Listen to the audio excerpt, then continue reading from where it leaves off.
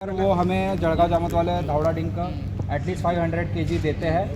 अप्रैल महीने में कलेक्शन होता है उसका, मार्च अप्रैल में। तो अगर अच्छा क्वालिटी होता है तो एमओयू में हम साइन करने के लिए तैयार है। एटलीस्ट 500 केजी अगर मटेरियल होगा तो हम ज़रूर बाय करेंगे। रेट अभी मार्केट रेट से जो होगा उस हिसाब से ही होगा। ऑन स्पॉट उनका कलेक्शन होगा तो उसका रेट अलग होगा। अगर वो हमारा मासरोड वाला अगर जो यूनिट है वहाँ पे अगर डिलीवर करेंगे तो उसका रेट अलग होता है। हम धावड़ा डिंक और भेड़ा भी वो करने के लिए तैयार है, तो भेड़ा के लिए भी हम लोग रेडी है। सेम टर्म्स है हमारी कि मटेरियल जो है वो ड्राई होना चाहिए, मटेरियल में भूंगा नहीं लगना चाहिए, कीड़ा नहीं लगा होना चाहिए, और मटेरियल 50 केजी बैग्स में होना चाहिए, तो हम वो ले सकते हैं। एटलीस्ट भेड़ा के लिए हमारा टर्म ये है कि एटलीस्ट 2 टन मटेरियल एक बायर के पास होना चाहिए। हाँ, एक ट्रक 2 टन मतलब एक छोटा क्या कहते हैं, छोटा हत्ती जो होता है 20 क्विंटल भेडा आणि आशिष सर हे यंग जळगाव जामत वाले एंटरप्रेन्योर झालेत करायला। हां ओके हां अनिकेत सर हे दोघांचे लिहून घ्या. अजून काही चर्चा झाली का? एक एमओयू उद्या होऊ शकतो फायनल. लेटर ऑफ इंटेंट करते लेटर ऑफ इंटेंट.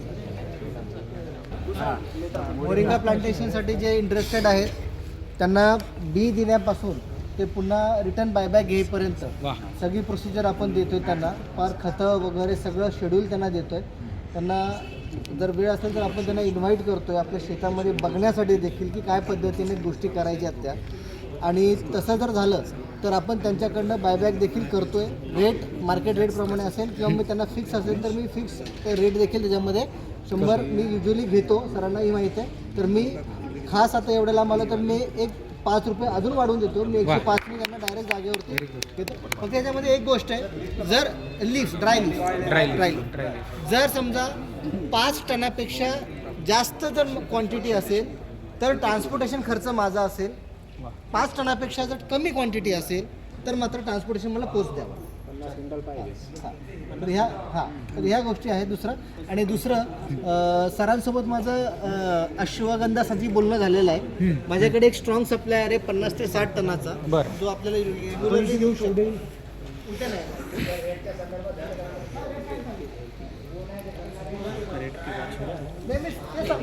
सगळी प्रोसेस त्यांना मी माझ्या शेतावरती बघून सगळं दाखवेन त्यांना.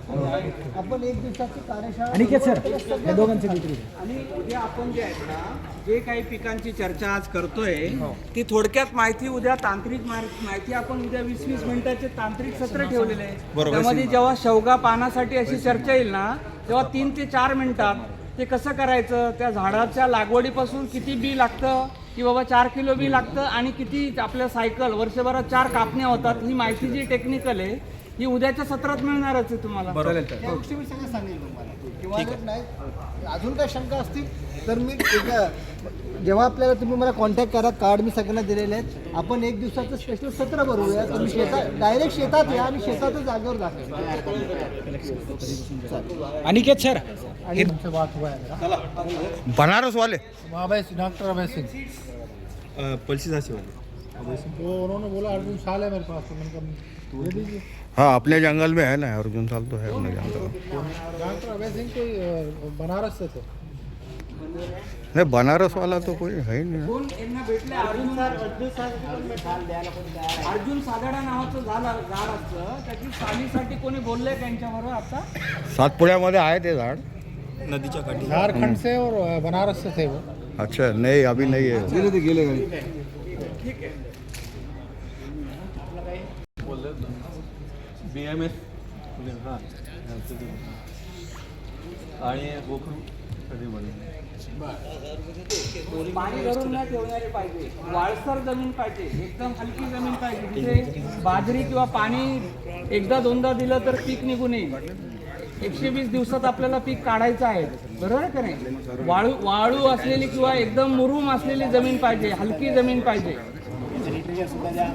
सगळं मिळेल. सगळं मिळेल. पूर्ण लागवडीपासून सगळं. हां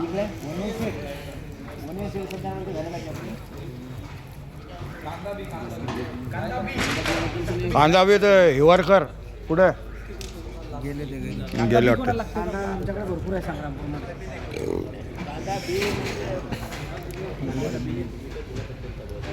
उत्पादक आहे KSM कुछ हुआ है? खरेदीदार कोण आहेत? KSM नहीं, फार्मर्स अभी तो कोई इंटरेस्टेड नहीं है सर। फर्स्ट उनको तो सैपलिंग्स के लिए तो बहुत सारा फार्मर्स सैपलिंग्स के लिए तो संपर्क कर रहे हैं। जो सैपलिंग्स के लिए जो पहला हम ये करना है, तभी उसके बाद हम आगे इसका बात बढ़ा सकते हैं सर।